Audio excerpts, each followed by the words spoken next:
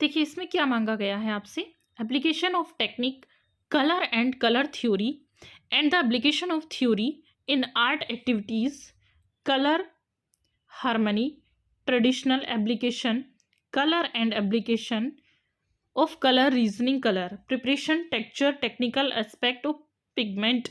देखिए क्या है, यह तकनीक, रंग और रंग सिद्धांत का अनुप्रयोग और कला गतिविधियों में रंग सिद्धांत का अनुप्रयोग, रंग सामंजस्य, रंग का पारंपरिक अनुप्रयोग और रंग तर्क का अनुप्रयोग।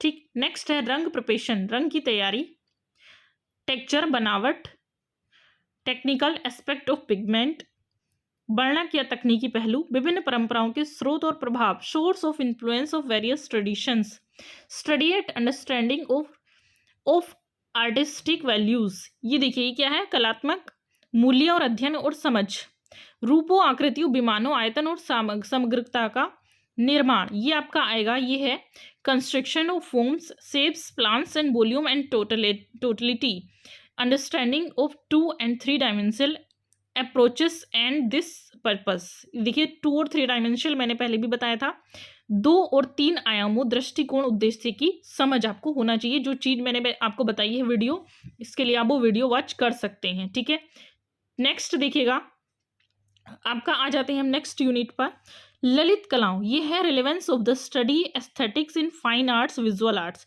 ललित कलाओं, दृश्य कलाओं में सौंदर्य शास्त्र के अध्ययन की प्रासंगिकता।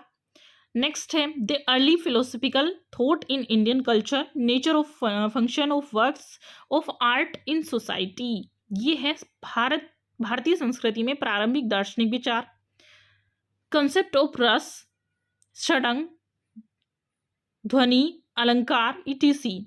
समाज में कला कार्यों की प्रकृति और कार्य, रस की अवधारणाएं, षडंग, ध्वनि, अलंकार आदि को आपको पढ़ना होगा। ठीक है, नेक्स्ट इसमें रस और अलंकार हो गए। अब इसके आगे देखिए चलते हैं, रस और अलंकार के आगे लिखा हुआ है ये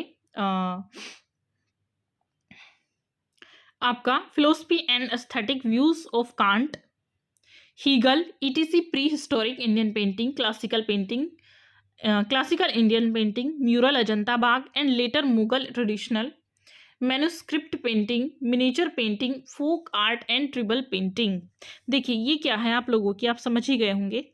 ये है आप लोगों के जो आएंगे, मैंने बताया था षडांग, ध्वनि, अलंकार और ये सब आदि करने हैं। कला और सौंदर्य की अवधारणा करनी है, विचार, कल्पना, अंतर्ज्ञान, रूप और सामग्री, सहानुभूति, रचनात्मक रूपक, कांट, हीगल को, ये जो दर्शन शास्त्री हैं, दर्शन और सौंदर्य संबंधी विचार इनके प्रस्तुत करने जो डायलॉग्स आते हैं, पूर्व ऐतिहासिक, भारतीय चित्रकला, भारतीय पेंटिंग और अजंता बाग और बाद की भित्ति परंपराएं, पांडुलिपि चित्रकला, लघु चित्रकला, लोक कला और जनजातीय पेंटिंग।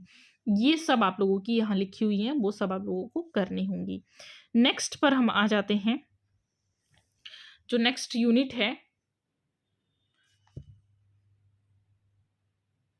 नेक्स्ट देखिए company school of paintings, Raja Ravi Varma. Company school के जो आर्टिस्ट हैं उनको करने हैं, जैसे राजा रवि वर्मा, बंगाल स्कूल, बंगाल शैली के अंतर्गत जो आते हैं, अवरेंद्रनाथ और हिज डिसिप्लिन, ये छितेंद्रनाथ मजुमदार, समरेंद्रनाथ गुप्त, के वेंकटप्पा, अब्दुल रहमान चुगताई, असित कुमार हलदार और Nandlal Bose, Nandlal and his disciplines, Ram Kinkar batch. मतलब उनकी जो कृतियां हैं वो आप लोगों को करनी है।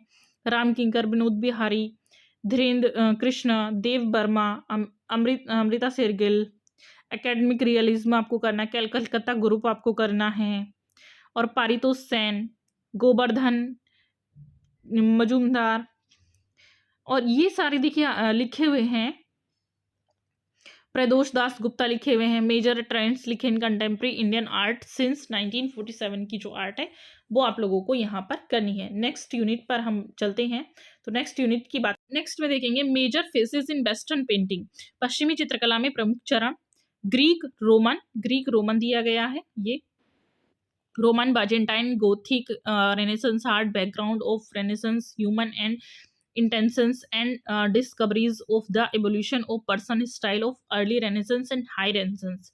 जो रेनेसेंस आर्ट है आपकी, रोमन आर्ट है, बेजेंटाइन कला है, गोथिक कला है, और ये सब आप लोगों को करनी है, बीजेंटाइन, रोमन, गोथिक कला और इसके बाद प्रारंभिक पुनर्जागरण और उच्च पुनर्जागरण की व्यक्तिगत शैली, और दोनों को करना है आपको, ठीक है। वेस्टर्न आर्ट के दिए गए हैं कौन कौन से टॉपिक आपको करने हैं।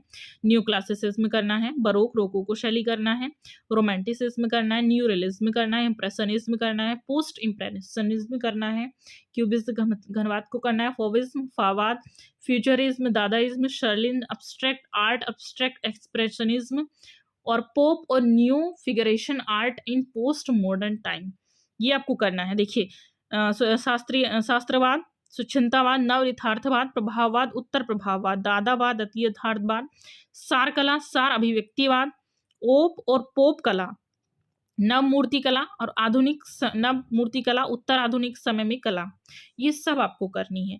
नेक्स्ट पर हम चल लेते हैं, नेक्स्ट यूनिट में importance of applied art in visual communication.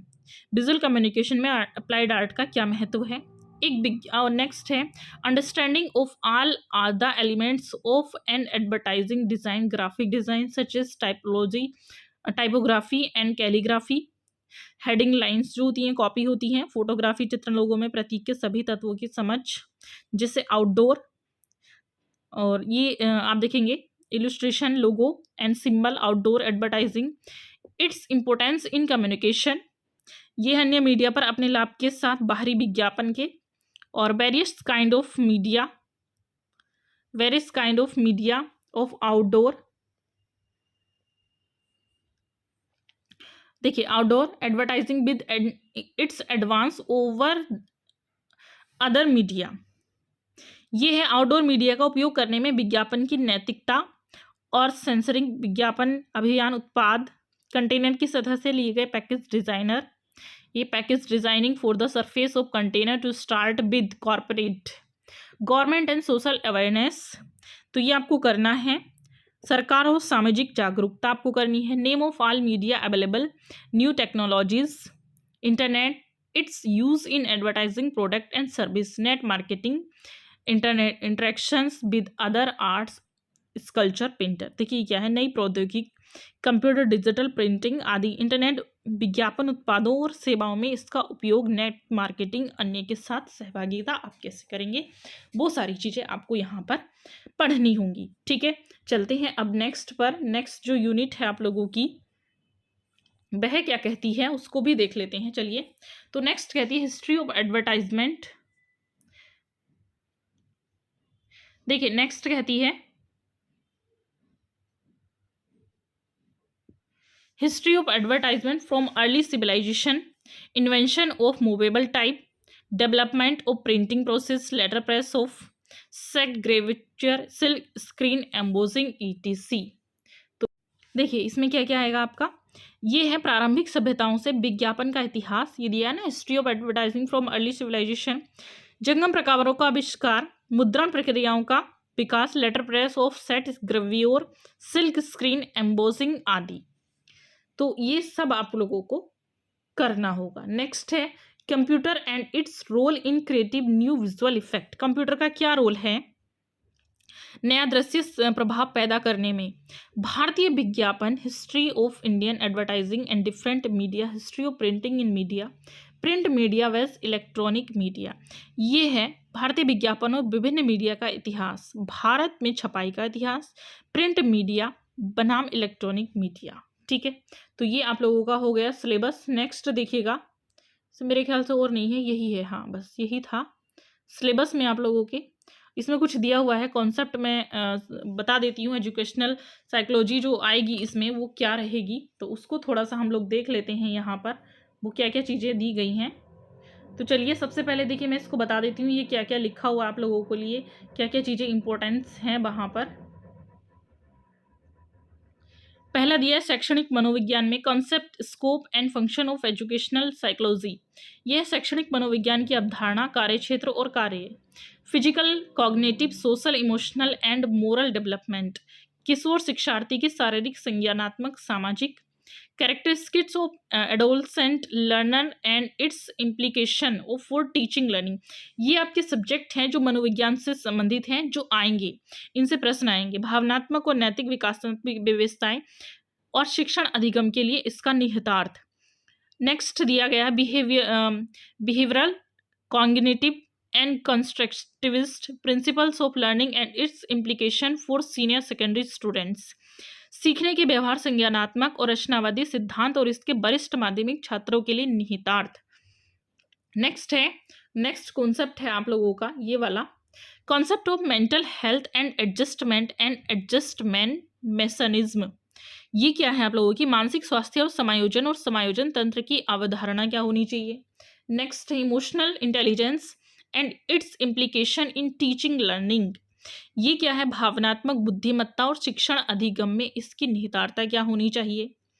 Next देखिएगा, pedagogy and teaching learning material instructional strategies for adolescent learner. ये है शिक्षा शास्त्र और शिक्षण अधिगम सामग्री किशोरों के लिए निर्देशात्मक रणनीतियाँ या सिखाने वाला। तो ये है communication skills and it's use. Communication skills जो है आप लोगों के संचार कौशल और इसका उपयोग क्या होना चाहिए, वो चीज़ें आएंगी। टीचिंग मॉडल्स, शिक्षण मॉडल जैसे एडवांस ऑर्गेनाइजर, अग्रिम आयोजक, अवधारणा प्राप्ति सूचनक, कॉन्सेप्ट अटेनमेंट, और ये लिखा है इंफॉर्मेशन सूचना। नेक्स्ट पर चलते हैं, इसमें क्या क्या स्किल्स और आप लोगों के मांगे गए हैं, तो चलिए इनको देख लेते हैं। देखिएगा नेक्स्ट लाइन में लिखा हुआ है